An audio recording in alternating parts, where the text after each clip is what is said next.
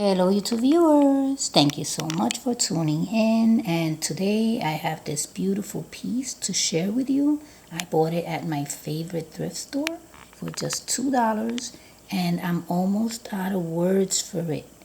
This is stunning for $2 in perfect condition.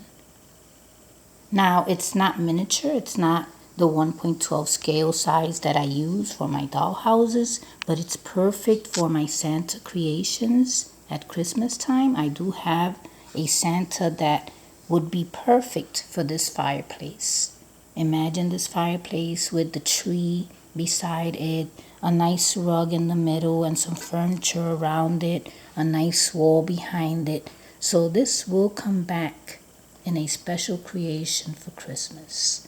I hope that you stay tuned for it. And I want to show you all the details. Look at this.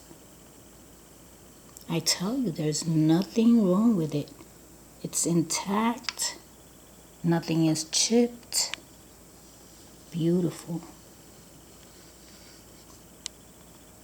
And I've already cleaned it because everything that I buy at thrift stores, yard sales, flea markets, I wash.